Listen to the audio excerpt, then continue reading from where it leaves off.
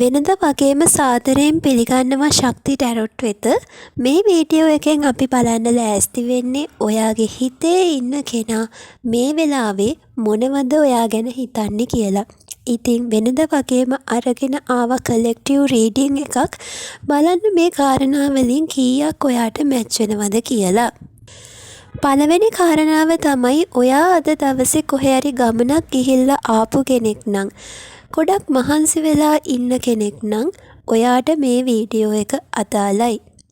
දෙවෙනි කාරණාව තමයි මේ වීඩියෝ එක බලන්නේ ඔයාගේ නිදන කාමරයේ ඉඳලා නම් සමහර විට ඇඳේ ඔයා වැතිරිලා ඉන්න ගමන් වෙන්න පුළුවන් මේ වීඩියෝ එක බලන්නේ. එහෙමනම් මේ වීඩියෝ එක ඔයාට ඇකියුරේට් වෙනවා. තුන්වෙනි කාරණය තමයි ඔයාගේ නමට මෙන්න මේ අකුරු වෙනවද කියලා බලන්න. M අකුර, R අකුර, D අකුර, P අකුර, V අකුර සහ T අකුර. මෙන්න මේ කියන අකුරු ඔයාගේ නමට එනවනම් ඔන්න මේ වීඩියෝ එක මෙතනින් ඉස්සරහට බලන්න පුළුවන්. ඔයාගේ කාමරේ ඔයා පුංචි මල් පැලයක් හිටවගෙන ඒකට වතුර දාලා සාත්තු කරලා බලා ගන්නව නම් පොඩි මල් පැලයක් ලස්සන අන්න එහෙම බලන්න ඔයාගේ කාමරයේ ඇතුලේ මල් පැලයක් පේන්න තියෙනවා නම් මේ වීඩියෝ එක ඔයාට අදාළයි. ඊළඟ කාරණාව තමයි ඔයාගේ කැමතිම පාට අතර කළු පාට ඒ වගේම අලු පාට මෙන්න මේ කියන පාට දෙකෙන් එකක් හරි ඔයාගේ කැමතිම පාට අතර තියෙනවා නම් මේ වීඩියෝ එක ඔයාට අදාළයි. පැය 24ක කාලයක් ඇතුළත එක ළඟ කුරුල්ලෝ දෙන්නෙක් ඉන්නවා දැක්කනම් මේ වීඩියෝ එක ඔයාට අදාළයි. මෙතනදී විශේෂයෙන්ම මේ කුරුල්ලෝ දෙන්න එකට ඉන්නවා දැක්කා නම් කොහේදී හරි තැනක මේක පියාඹගෙන යනව නෙවෙයි කොහේ හරි තැනක වහලා ඉන්නව දැක්කනම් ඔයාට මේ වීඩියෝ එක ගොඩක් විශේෂ වෙනවා. ඊළඟ කාරණය තමයි මේ වෙලාවේ ඔයාට වතුර වැටෙන සද්දයක් ඇහෙනවා නම් මේ වීඩියෝ එක ඔයාට ඇකියුරේට් වෙනවා. ඉතින් බලමු අපි මේ කියපු කාරණා වලින් කීයක් ඔයාට මැච් වුණාද කියලා පහලින් කමෙන්ට් කරන්න. ඒ වගේම බලමු ඔයාගේ හිතේ ඉන්න කෙනාගේ මේ වෙලාවේ පවතින සිතුවිලි මොනවද? ඔයාගේ පර්සන්ගෙන් ඔයාට ලැබෙන ස්පෙෂල් මෙසේජස් මොනවද කියලා. මුලින්ම කියන්නම් ඔයාගේ හිතේ ඉන්න කෙනාගේ පෙනුම කොහොම කෙනෙක්ද කියලා. ඉතින් මේ කෙනාට තියෙන්නේ පැහැපත් සමක්. බැලූ බැල්මට ඔයාගේ හිත ඇදිලා ගිහිල්ලා මේ කෙනා දැක්ක ගමන් ඔයාට කැමැත්තක් ඇති වෙලා තියෙන කෙනෙක්.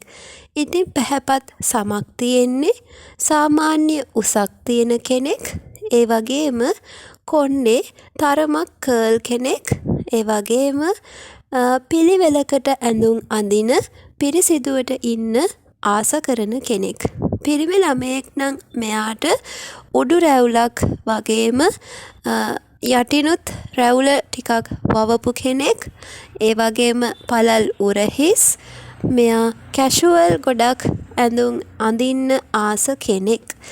ගැහැණු ළමයෙක් නම් මෙයාට ටිකක් සාමාන්‍ය දිග කොණ්ඩයක් තියෙන්නේ ගොඩක් දිග කොණ්ඩයක් නෙවෙයි. ඒ වගේම සාමාන්‍ය මහතක්. ඒ කියන්නේ ගොඩක් කෙට්ටු කෙනෙක් එහෙමත් නෙමෙයි ගොඩක් මහතත් නෙවෙයි. හැබැයි පිරිපුන් ශරීරයක් තියෙන්නේ. ගොඩක් ලස්සනයි එයාගේ ඇඟ. ඒ වගේම එයා අඳින ඇඳුම් හරිම පිළිවෙලකට අඳින කෙනෙක්. ගොඩක් වෙලාවට මේ කෙනා තැමිලි පාට, ඒ වගේම කහ පාට, ඒ වගේම නිල් පාට, රෝස පාටට හුරු රතු පාට මෙන්න මේ කියන වර්ණ වලින් වැඩිපුර ඇඳුම් අඳින කෙනෙක් වෙන්න පුළුවන්. ඉතින් බලන්න මේ කියපු කාරණා ගැළපෙනවද කියලා එයාගේ බාහිර පෙනුමත් එක්ක.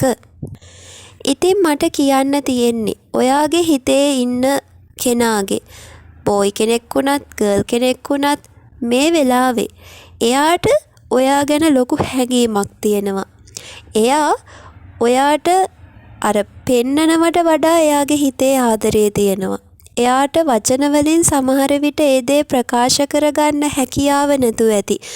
එයාගේ හිතේ ආදරය තියෙන තරමට ඒක එයා වචන වලින් නෙවෙයි එයා ඒක කියලා පෙන්වන්නේ එයාගේ ක්‍රියාවෙන්.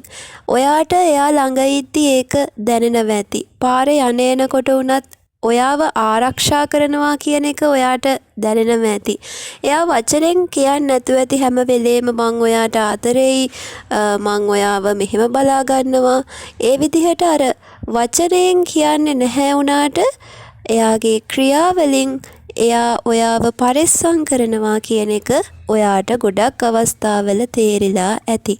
ඉතින් මේ වගේ කෙනෙක් ඔයාගේ ජීවිතේ ඉන්නවා කියන්නේ ඔයා ගොඩාක් සතුටු වෙන්න ඕනි. මොකද මේ වගේ කෙනෙක් ලැබෙන්නේ පෙර පිනක් තියෙන නිසා. ඔයාලගේ ඇත්තටම කිව්වොත් කනෙක්ෂන් එක මේක ගොඩක් වෙලාවට සෝල්මේට් කනෙක්ෂන් එකක්. ඒ නිසා ඔයාලා දෙන්නට දෙන්න තේරුම් ගැනීමේ හැකියාව තියෙනවා. මේ කෙනාට මේ වෙද්දි ඔයාව හොඳට තේරෙනවා. ඔයා නොකියන දේ එයාට තේරුම් ගන්න පුළුවන්කම තියෙනවා.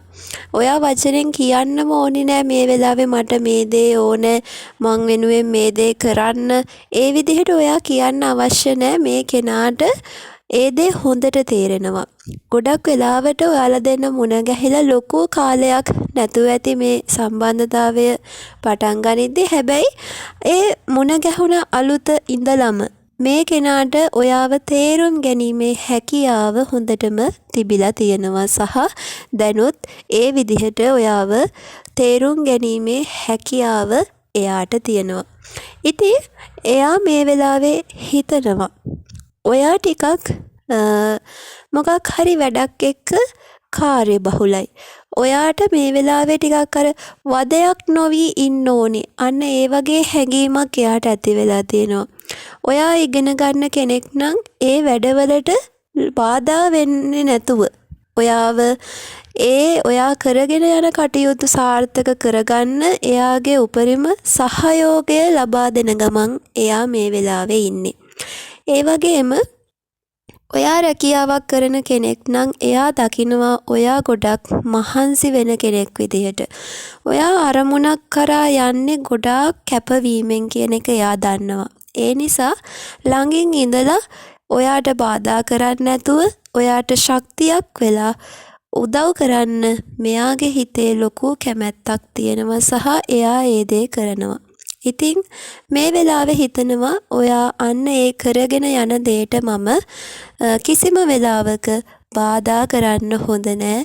පුංචි දෙයකින් හරි එයා හිතනවා ඩිස්ටර්බ් වෙන්න පුළුවන් කියලා. ඉතින් ඒ වගේ කෙයාරින් පාර්ට්නර් කෙනෙක් තමයි මේ වීඩියෝ එක බලන ඔයාලගෙන් වැඩි දෙනෙක්ට හම්බ වෙලා තියෙන්නේ. මේ කෙනාට අවශ්‍යයි ඔයාට යමක් කියන්න. ඒ කියන්නේ වෙනදට වඩා එයාගේ හිතේ තියෙන ආදරේ ඔයාට කියන්න උත්සාහ කරයි. බොහෝ වෙලාවට මේ ඉදිරි සතිය ඇතුළත ඔයාව මුණ ගැහිලා එහෙම නැත්නම් කෝල් එකකින් ටිකක් වැඩිපුර වෙලා කතා කරයි.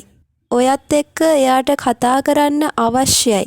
හැබැයි අර මං කලින් කිව්ව විදිහට අර දැන් ඔයා කරගෙන යන වැඩ කටයුත්තක් තියෙනවා නම් ඒ දේ ඉවර වුණාම ෆ්‍රී ටයිම් එකකදී ඒ කියන්නේ ඉක්මනින්ම ඔයාට එයත් එක්ක ගොඩක් දේවල් කතා කරන්න අවස්ථාවක් ඉස්සරහට ලැබෙනවා. ඉතින් එයාට අවශ්‍යයි ඒ හිතේ තියෙන දේ කියලා. හරියට නිකන් අර කාලයකට පස්සේ මුණ ගැහුණාම අපිට කතා කරන්න ගොඩාක් දේවල් තියෙන්නේ. අන්න ඒ වගේ එයාගේ හිතේ තියෙන දේ කියලා ඉවර කරගන්න එයා නොයිවසිලිමත්ව බලාගෙන ඉන්නවා කියන එක කියන්න ඕනි. ඒ වගේම මේ කෙනා හිතනවා ඔයා ලස්සන වෙලා කියලා. හිටියට වඩා ඔයාගේ රූපය තව ලස්සන කරගන්න සමහර විට පහුගිය දවස් ටිකේ මහන්සි වෙන්න ඇති. ඒකේ ප්‍රතිඵල එයා දැකලා තියෙනවා. ඉතින් එයා ඔයාව ලස්සනට දකිනවා වෙනදට වඩා. ඒ නිසාම ඔයා ගැන එයාගේ ආකර්ෂණය වැඩි වෙලා තියෙනවා.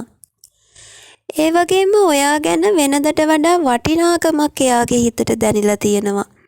ඒ කාලේ සමහර විට ඔයාව අගය කරන්න බැරි වුණ අවස්ථා තිබුණා නම් ඔන්න ඉදිරි කාලයේදී එයා ඒ දේවල් වලට හරියන්නත් එක්ක දැන් ඔයා මේ කරගෙන යන වැඩ දිහා බලාගෙන ඉඳලා ඔයා කොච්චර වටින කෙනෙක්ද ඔයාගේ ගතිගුණ දිහා බලලා ඒ ක්වොලිටිස් ඔයාගේ පර්සනැලිටි එක ඔයාගේ ධෛර්යවන්තකම මේ හැම දෙයක් දිහාම බලාගෙන ඉඳලා එයා ඔයාටම කියයි ඔයා කොච්චර හොඳ කෙනෙක්ද සහ ඔයාගේ වටිනාකම එයා වචනයෙන් ප්‍රකාශ කරනවා ඉදිරි කාලයේදී.